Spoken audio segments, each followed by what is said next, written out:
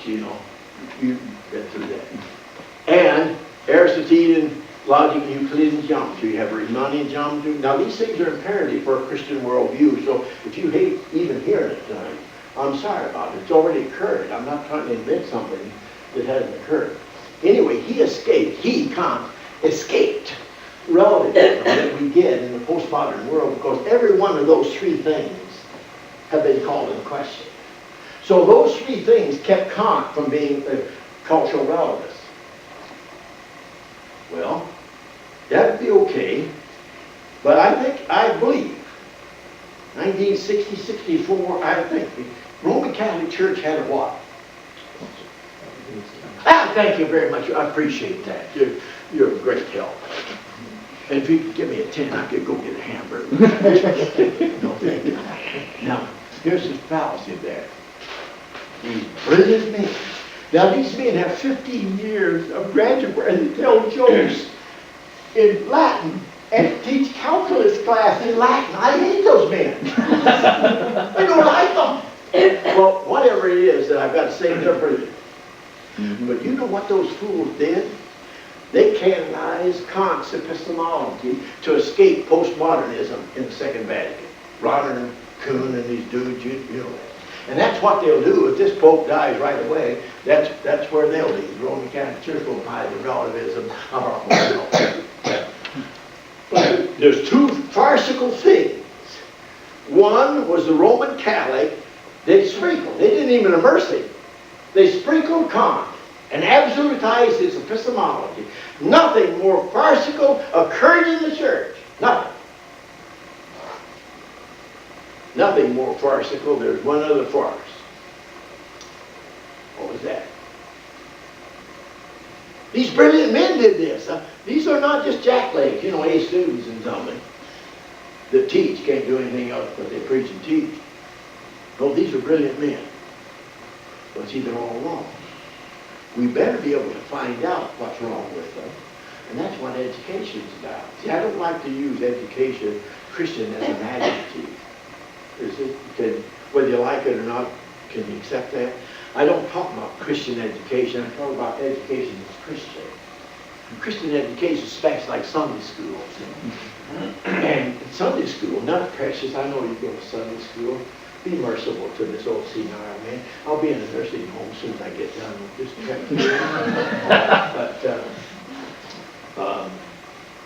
Understand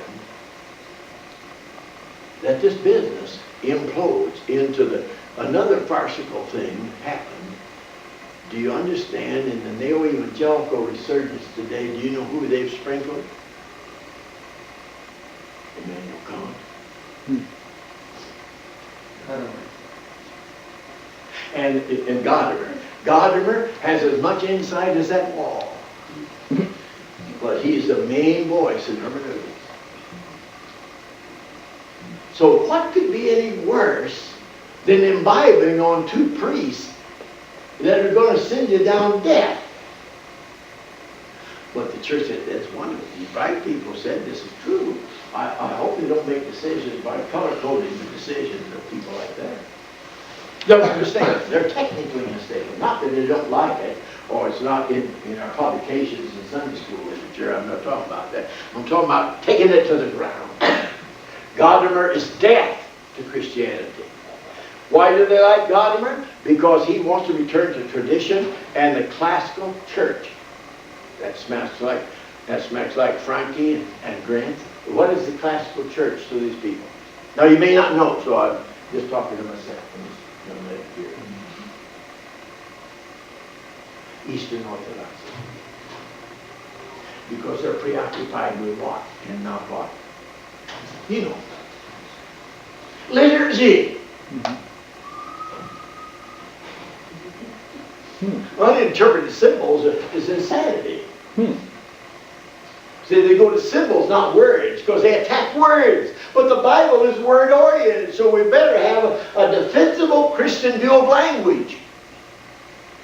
Absolutely. You need to know upside down Pike and Nida and Chomsky's defense of You can teach truth in language. Now language, 9,000 words in English. Of course you can't talk about the universe in 9,000 language, 9,000 words. But you can make two statements. And every limited statement isn't necessarily what? It's certainly limited, no question about that. A limited statement isn't necessarily false. It might be false, but it'll take other requirements for analyzing that. So here, the really scientists, and you do the theorems and equations and things in the lab. Are these just a social construction to make it up for textbooks, or you can bamboozle students with that? Or do you think that really represents something that's there? See, they talk about encoding and decoding reality. Decoding reality is getting what's there. Encoding it is putting reality, you make it up. Well, some reality is made up. But all reality is not made up. That's the biblical foundation of creation of the universe. That's not, but the first thing to go in the development of astronomy from Galileo to Copernicus was what? Now this is revival talk. This is not academic discussion. What was the first thing to go in the Western Christian world? From Galileo to Copernicus. Creation. Well, these were all Christian.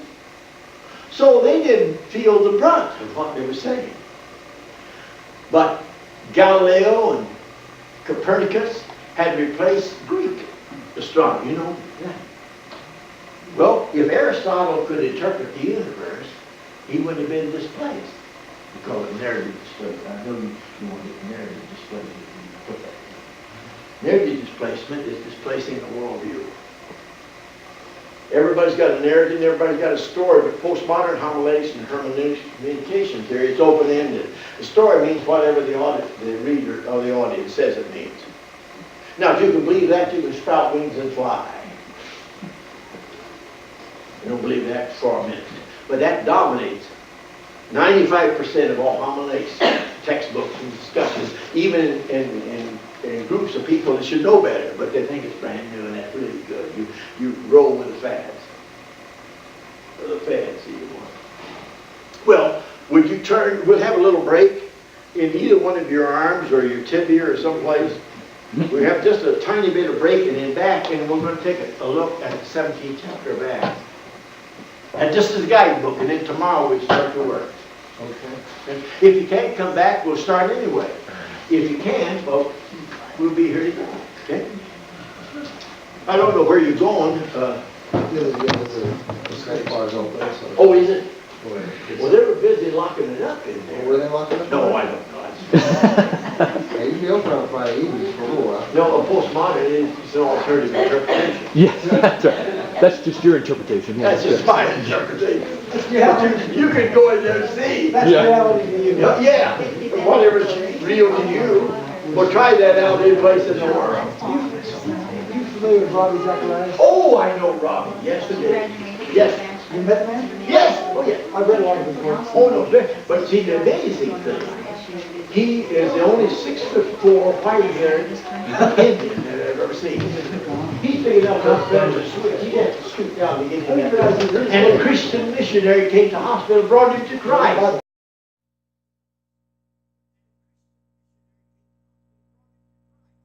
Yeah, read the Bible. The Bible, he said, this is the only, he said, he's a precocious child. See? Ask questions and the teacher just sit. Thank you, sir. He told a story about the... Oh, you was here? No, I've heard him on tape. Oh, no, very good. Very good. He told a story about the three umpires, and they asked him what's the difference between a ball and a strike. Did you hear that? Yeah, oh, yes. Yeah. On your perspective. Yeah. But didn't I play the ball? That's not true. No, they'll not take that. Well, no, you can't play. You can't play any game. Now, you people like football and basketball around. If you don't have rules, you can't do what? And you don't have to do the rules, but then you can't play. You can't make it up as you play. Sounds like Scalia's discussion right now about the Constitution. Oh, He's so upset about that. The Constitution gets a shaft, Yeah. and they're all postmodern. See, from the Harvard Law School in 1930, was bamboozled, but this is a brilliant man. Almost anybody would have to get up way before breakfast to get anything on from Robbie's not Oh, I know it.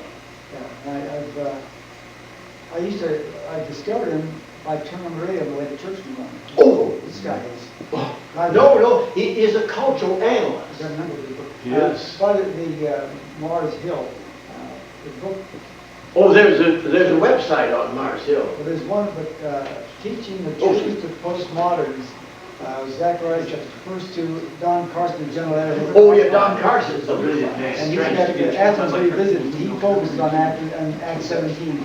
Well, Have you ever read that dissertation is on his? yes. See, Acts 17 is not just another passage of scripture I want to No. unpack And that. engaged in two hostile words. But he was prepared to engage them. Everybody's not prepared to engage them. Yeah. Are you guys, when you mentioned the defensive language and using language to explain truth, Yes, you ma'am. gonna go into that much more? Well, I will, and I have papers. For instance, I have Pike and Nidus Tognenix, which is a Christian, they're linguists, they work in. Ken Pike? Yes, in 50 languages. These brilliant men, these are top notch, these are, but they're. They still record them. They say there's That's nothing what I in one hate that too. language that can be Yeah, translated that's in another. It may be difficult, but it is true. If that's not true, then Christianity and the Bible is nonsense, but that's not true. So I have on a website, sweetheart, I got that paper to give you, I got paper to, I've got 2,000 things on the website. Pike and Nida, Pike, P-I-K-E, and Eugene Nida.